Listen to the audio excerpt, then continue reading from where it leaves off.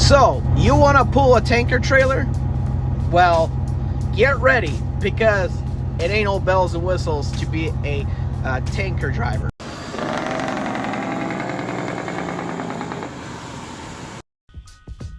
So you're interested in pulling a tanker.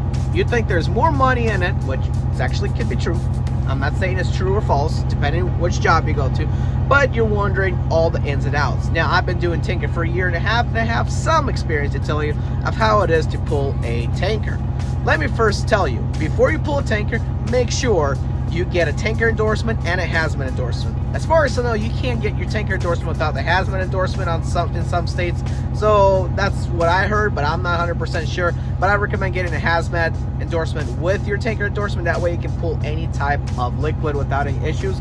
Not having any DOT tag along with you saying, oh, you're in violation, because that's actually hazmat. First, I want to say is there are some tanks that come baffled and some tanks that come not baffled.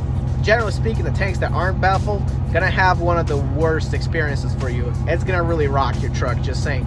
On baffled tanks, they like sloshing around that liquid quite well. Baffled tanks a little bit better.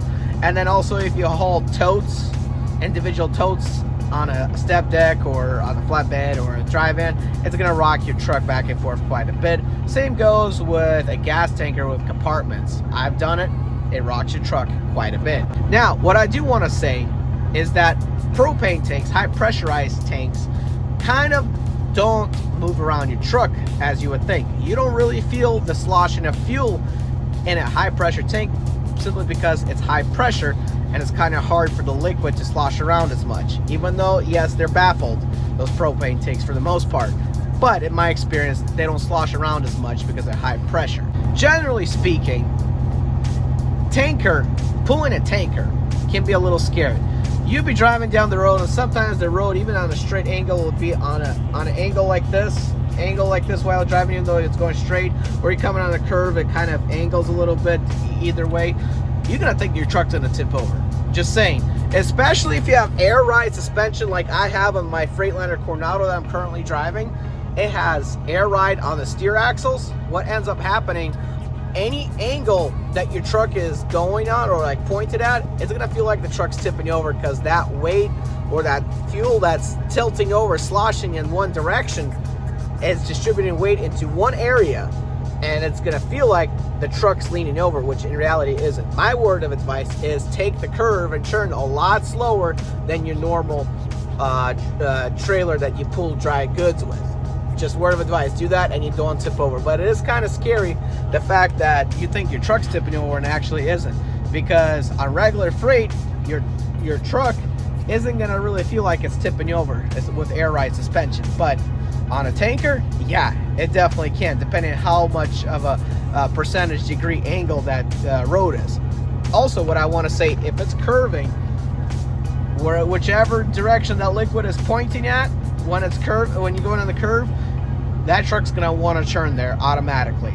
The weight will try to force you to turn, so you better hold that steering wheel to overcorrect it to get it in between the lines of the road. Otherwise, wherever that liquid wants to go, that's where the truck's gonna try to pull you to.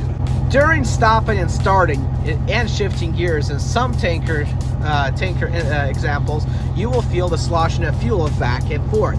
When you come to a stop, sometimes on a certain tanker, you're gonna come to a stop and you're gonna feel like the truck's rocking back and forth when you completely stop. That's completely normal, nothing to be alarmed of. But keep in mind, because when you're braking, all that liquid is pushing you forward, you probably do need to be careful more in ice and snow, and you got to keep a bigger following distance, because braking is a little bit harder on tankers. Now, also about tankers is the fact that when you're braking, it does take longer. And keep in mind, you're braking, it really does push you forward. Sorry if I kind of repeated myself there, but I'm just trying to explain better. Now, ride quality, guys. Ride quality sucks in a tanker. Just saying, you have better ride quality empty than loaded.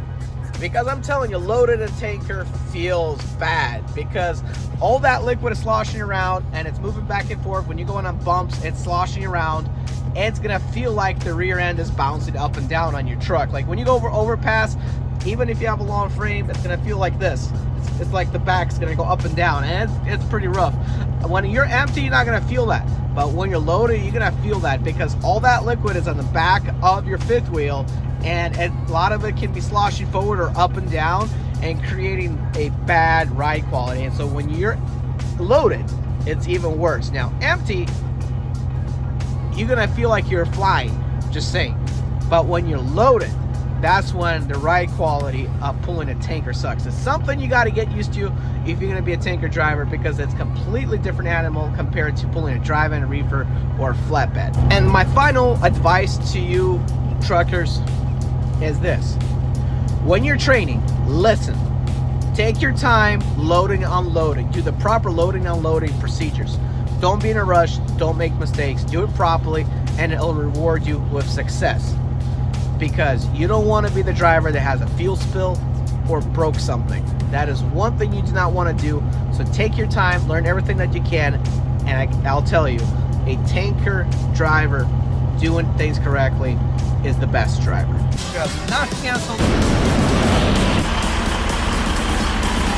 Guys, I'm Eddie B. 2064 turn right.